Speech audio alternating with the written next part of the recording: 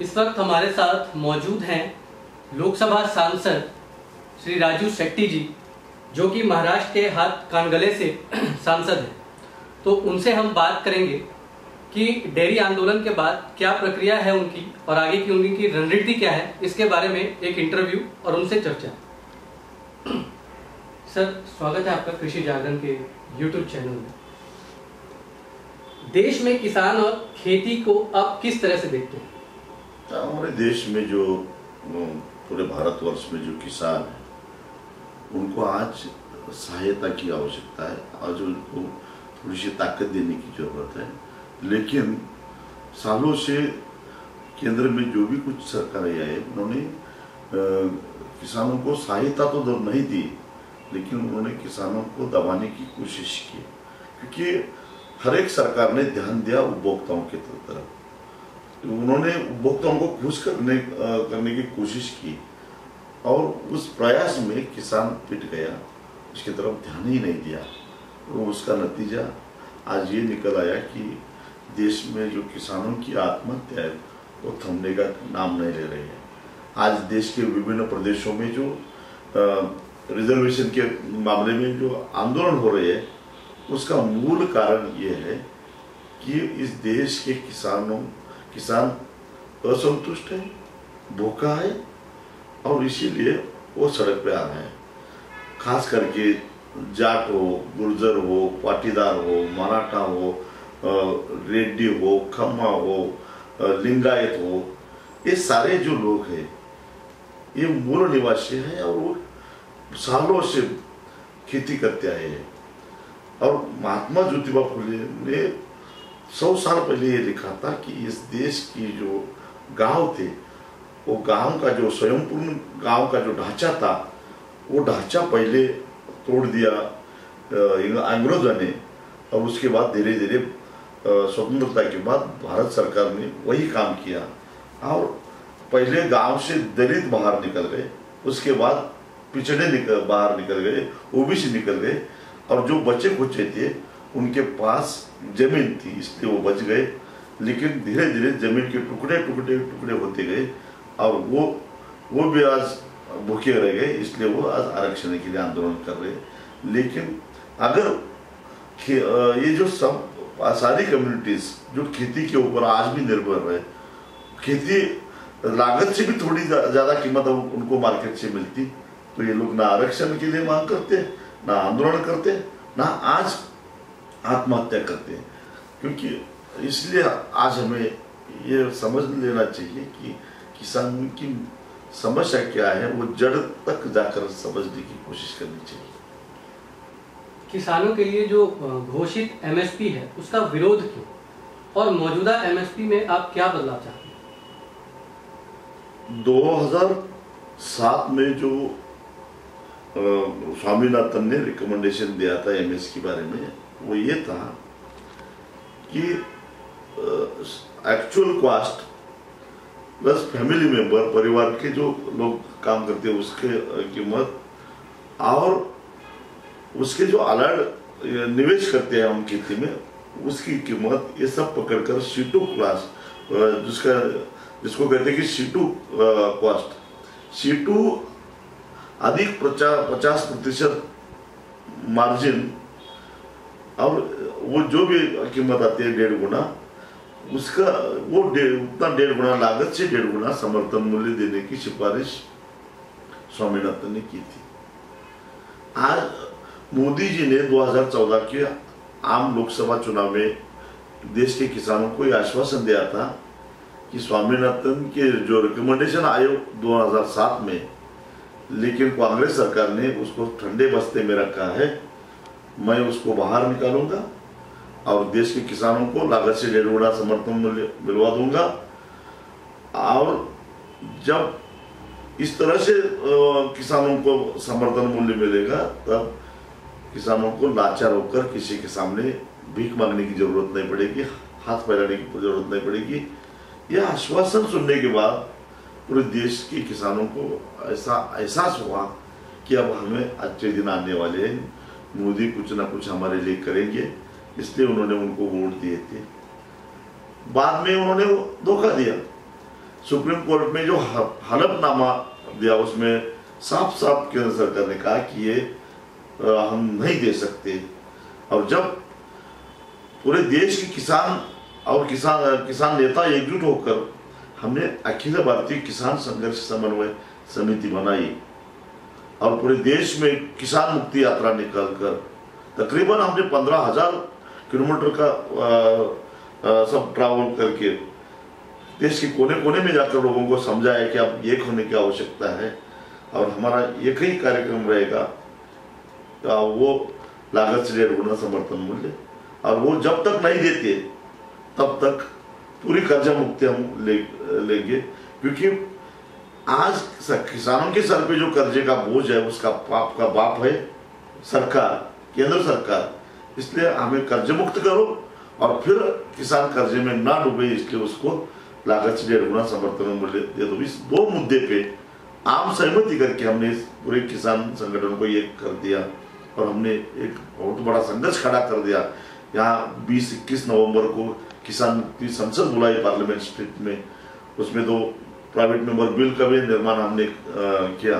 ये देखने के बाद मोदी जी को ऐसा लगा कि अब किसान चुप बैठेगी नहीं, तो इन्होंने ये डिक्लेयर किए एमएसपी और कहा कि हम लागत से 1.5 गुना समर्थन मूल्य दे रहे हैं।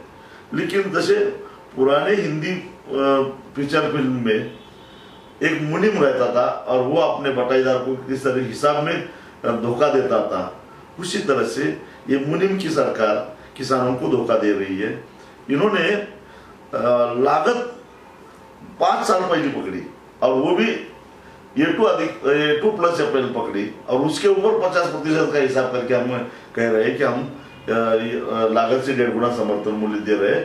और इसमें हिसाब में हेराफेरी करके किसानों के साथ इन्होंने धोखा दिया है। इसलिए किसान इसके ऊपर भरोसा रखने के लिए तैयार नहीं, विश्वास करने के लिए तैयार नहीं, इसलिए उसको विरोध है। महाराष्ट्र में डेयरी आंदोलन कितना सफल रहा और इससे डेयरी किसानों को कितना फायदा हो? महाराष्ट्र में दूध उत्पादक किसानों का जो डेयरी का आंदोलन था बेहद सफल हुई। इतिहास में पहली बार इतनी बड़ी सफलता किसानों को मिली।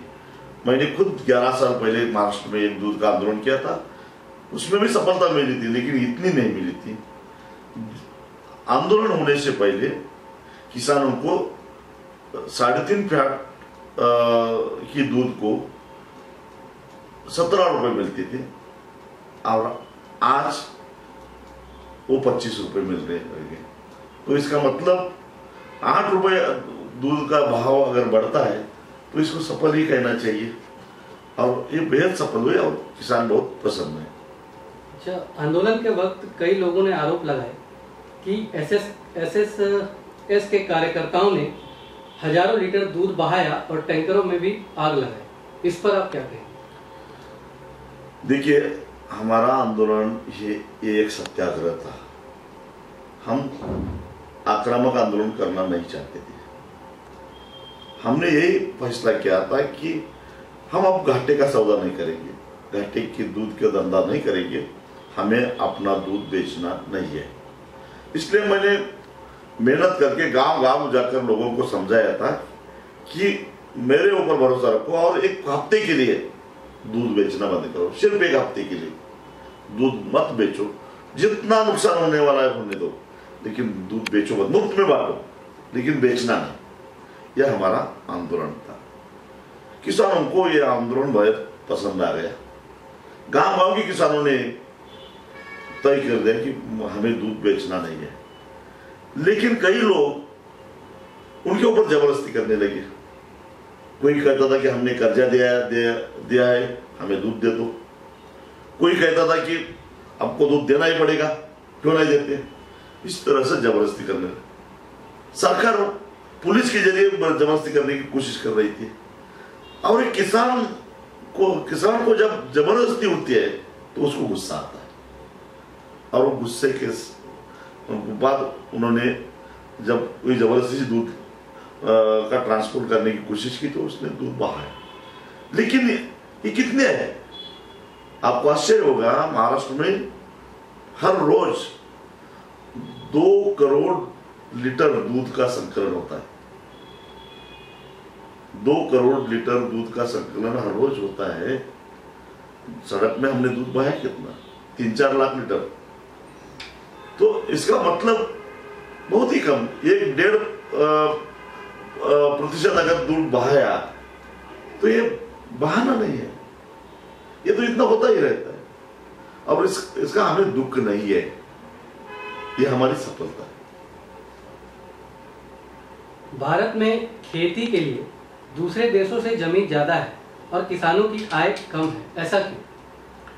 इसका कारण ये है कि भारत की सबसे बड़ी समस्या है कि भारत के किसानों के पास जो खेती है उसके छोटे छोटे टुकड़े हो चुके हैं।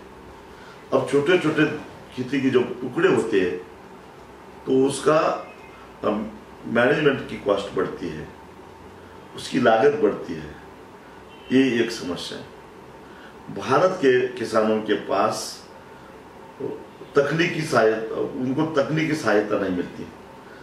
हमारा यूनिवर्सिटी का, सरकार का, एग्रीकल्चर डिपार्टमेंट का जो रिसर्च एंड डेवलपमेंट डिपार्टमेंट है वो बिल्कुल बेकार है, कुछ काम का नहीं है। कई सालों से उसमें कुछ नया बनाया नहीं है, कुछ नया रिसर्च हुआ नहीं है। बाहर का जो रिसर्च आता है, यहाँ टेक्नोलॉजी आती है तो वो बहुत महंगी है। सरकार का सपोर्ट नहीं है, सरकार की नीतियाँ बिल्कुल गलत है, बेकार है। और इसका कारण हमारा लागत बढ़ता है। लागत बढ़ने का तीसरा कारण यह है जो बुनियादी सुविधा किसानों को चाहिए वो नहीं है, भंडारण क्षमता नहीं है। तो जब कटाई शुरू होती है तो पूरा माल एक साथ अनाज मार्केट में आता है, तो मार्केट डिमांड सप्लाई पे चलता है। डिमांड से ज़्यादा सप्लाई होता है तो दाम गिरते हैं, तो उसमें किसान पिटा जाता है। जब जरूरत से हमारे जो जरूरत है, कंजम्पशन है, उससे ज़्यादा उत्पादन होता है तो उसके ऊपर प्रोसेसिंग करने की जरूरत है।